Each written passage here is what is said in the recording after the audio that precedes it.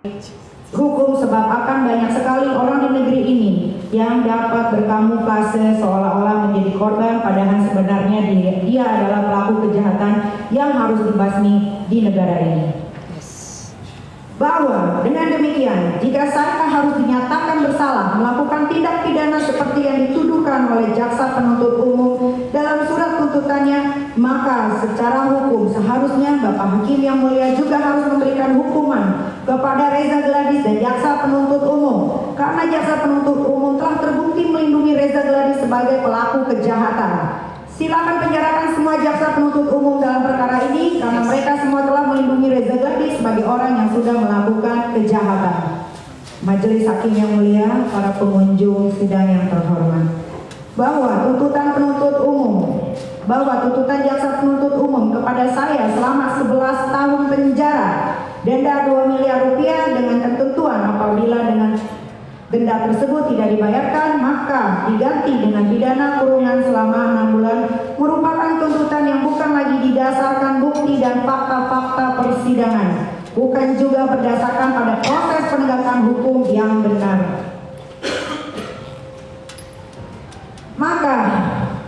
Akan tetapi tuntutan tersebut cenderung mengandung rekayasa fakta hukum dan membuktikan bahwa jaksa penuntut umum memperlihatkan kebenciannya dan dendam pribadinya kepada saya. Bahwa perlu untuk saya sampaikan kembali, permasalahan ini dimulai dari adanya permintaan tolong Reza Gladys yang ingin bertemu dengan saya karena produknya telah direview jelek-jelek oleh Dr. Samira atau Dokter. Permintaan tolong tersebut terbukti dari adanya percakapan bertiga antara Dr. Oki, Ismail Marzuki, dan Reza Gladys melalui sambungan telepon WhatsApp, seperti yang sudah terungkap di persidangan. Selanjutnya, fakta lain terkait adanya permintaan tolong Reza Gladys juga terbukti berdasarkan chattingan lagi dengan Reza Gladys tertanggal 14 Oktober 2024. Di dalam percakapan itu terlihat dengan jelas bahwa Reza Gladys menyampaikan keinginannya dan meminta tolong kepada Ismail Marzuki agar dapat dipertemukan dengan saya. Reza Gladys terlibat yang selalu aktif dalam melakukan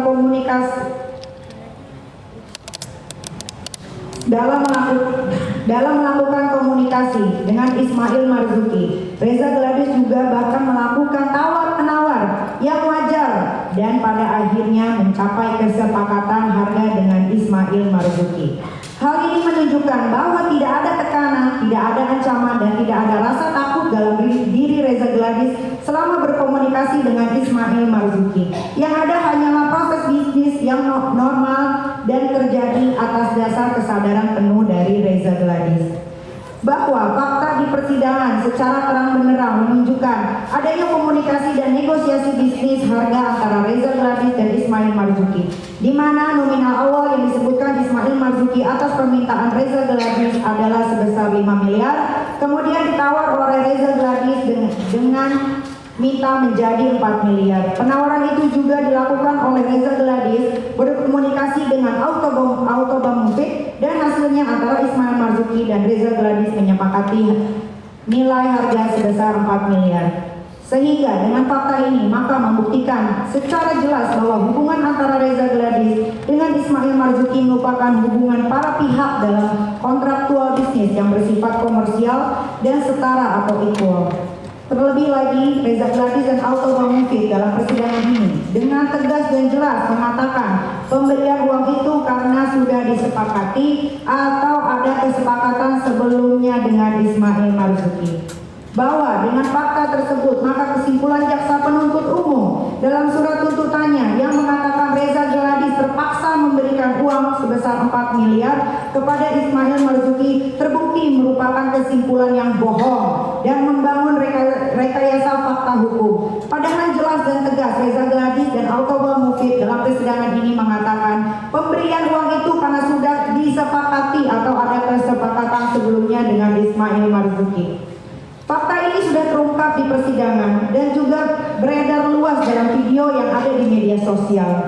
Mana mungkin Reza Gladys merasa terpaksa atau terancam memberikan uang kepada Ismail Marzuki, tapi mengatakan nanti ingetin aku lagi ya kalau udah 1 tahun. Mana ada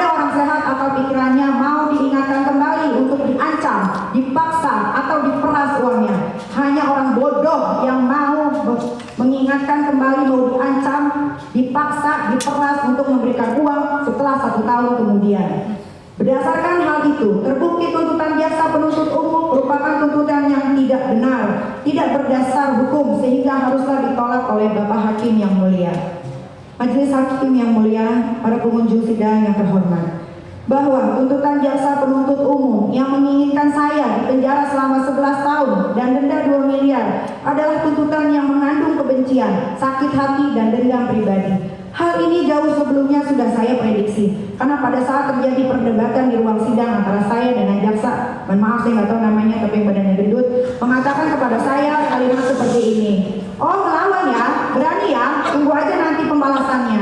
Minggu lalu dibuktikan dan diperlihatkan oleh jaksa penuntut umum dalam surat tuntutannya bahwa dengan adanya kalimat "oh melawan ya, berani ya, tunggu aja nanti pembalasannya" yang disampaikan jaksa penuntut umum, mohon maaf lagi yang badannya gendut, kepada saya, maka saya semakin yakin bahwa jaksa penuntut umum tidak lagi mengedepankan proses penegakan hukum yang benar dan sesuai ketentuan peraturan perundang-undangan dalam menjalankan tugas dan tanggung jawabnya, melainkan lebih condong mengedepankan kesewenang-wenangan yang dimiliki jaksa penuntut umum.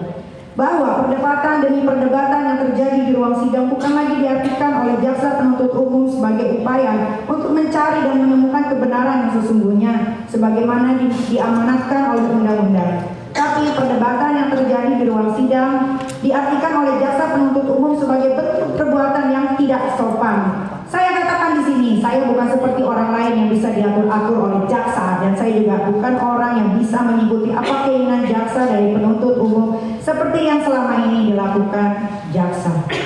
Majelis Hakim yang mulia, para pengunjung sidang yang terhormat, bahwa dalam surat tuntutannya, jaksa penuntut umum menyimpulkan bahwa saya meresahkan masyarakat dalam skala nasional. Tuduhan tersebut merupakan tuduhan tidak benar dan tidak berdasar, sebab perkara ini adalah perkara yang dimulai dari adanya hubungan hukum keperdataan di mana Reza Gladys meminta bantuan kepada saya melalui Ismail Marzuki. Reza Gladys meminta bantuan kepada saya yang notabene saya adalah seorang public figure, artis yang terkenal. Tentu harus ada nilai ekonomis yang harus dibayar, sehingga terjadilah kerjasama dengan pembayaran sebesar 4 miliar yang disepakati oleh Reza Gladys dan Ismail Marzuki.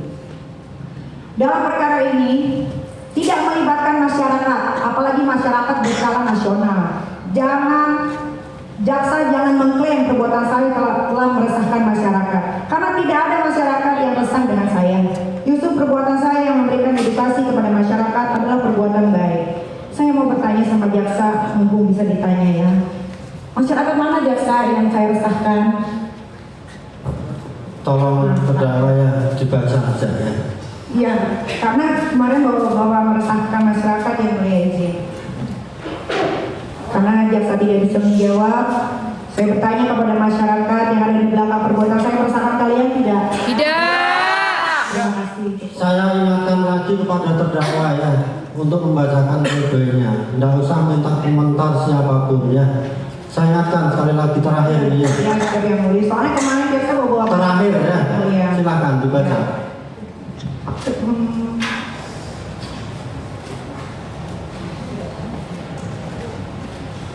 Perbuatan saya memberikan edukasi kepada masyarakat agar tidak menggunakan stiker berbahaya merasakan kalian dari yang mana kenyataannya membahayakan wajah orang. Bahwa selanjutnya dalam surat tuntutannya, jaksa penuntut umum juga menyimpulkan bahwa saya bersikap tidak sopan dan merusak nama baik martabat orang lain. Tuduhan tersebut merupakan tuduhan tidak benar dan tidak berdasar, sebab selama dalam proses persidangan, Bapak Hakim yang mulia tidak pernah memberikan statement bahwa saya berlaku tidak sopan dalam persidangan ini. Perdebatan yang terjadi dalam ruang sidang bukan bentuk perbuatan saya yang tidak sopan, karena hal itu adalah hal yang wajar dalam setiap proses peradilan pidana. Apalagi perdebatan itu terjadi di depan Bapak Hakim. Ingat ya jaksa, dalam persidangan ini yang memimpin persidangan adalah Bapak Hakim yang mulia, bukan jaksa yang memimpin persidangan ini. Jangan merasa berkuasa di sini kalau saya disebutkan berlaku tidak sopan dalam persidangan ini. Lantas bagaimana dengan jaksa yang memvideokan saya dan penasihat hukum saya di persidangan? Itu lebih tidak sopan. Bahkan saya katakan jaksa kurang ajar. Reza Gladys sendiri telah merusak nama baik dan martabatnya karena menjual produk skincare yang overpriced, tidak terdaftar di BPOM dan juga mengandung bahan-bahan berbahaya. Di samping itu, Reza Gladys mengklaim bahwa produk itu adalah miliknya. Ternyata di persidangan terungkap fakta bahwa itu adalah milik River Skin yang sudah ditempel stiker oleh Reza Gladys, kemudian diperjualbelikan secara bebas di e-commerce. Jadi terbukti, bukan saya yang merusak nama baik dan martabatnya, melainkan Reza Gladys sendiri yang merusak dirinya sendiri dalam fakta persidangan.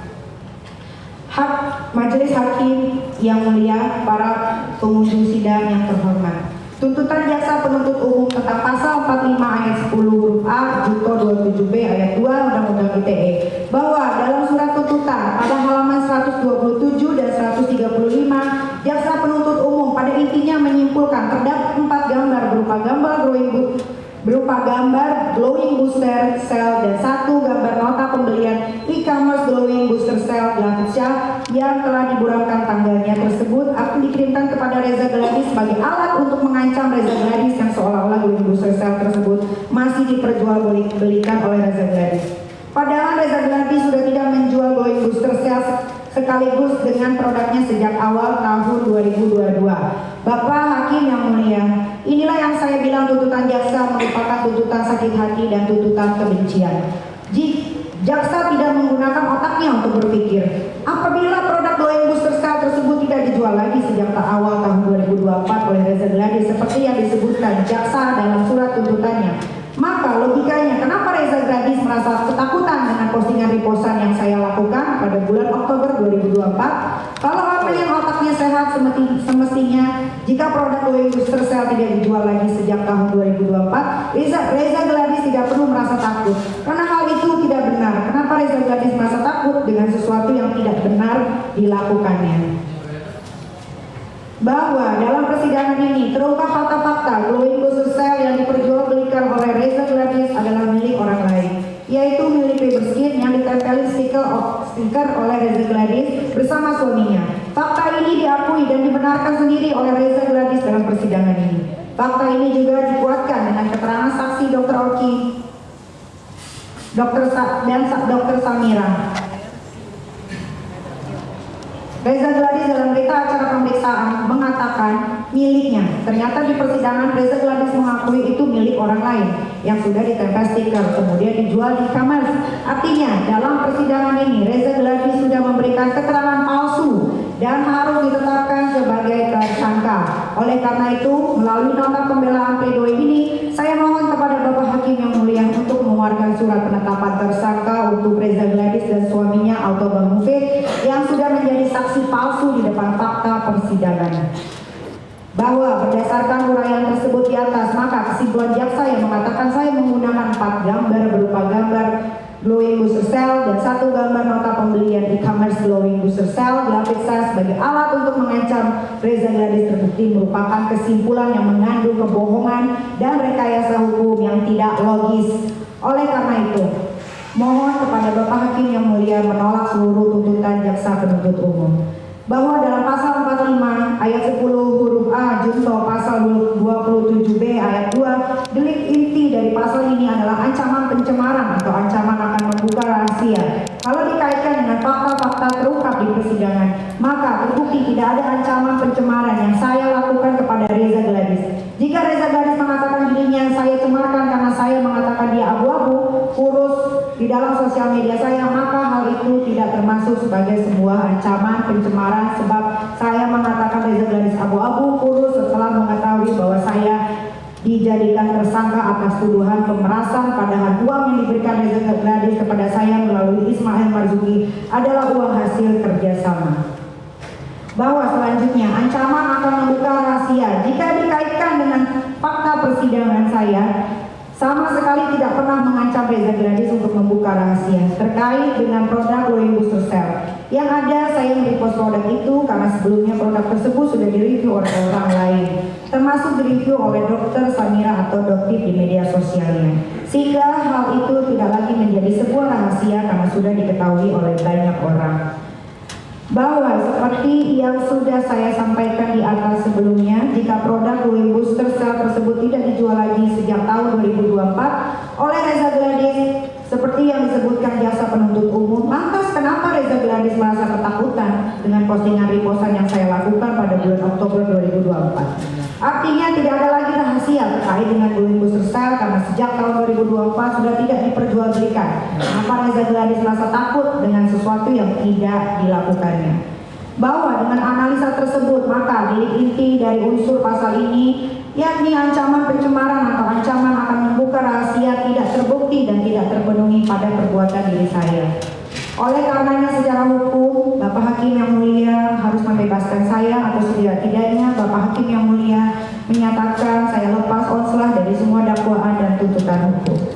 Majelis Hakim yang mulia, para pengunjung sidang yang terhormat. Tuntutan JPU tentang pasal 3 Undang-Undang Nomor 8 Tahun 2010 TPPU bahwa dalam 3 Undang-Undang TPPU delik inti dari unsur pasal ini adalah dengan tujuan untuk menyembunyikan atau menyamarkan asal-usul harta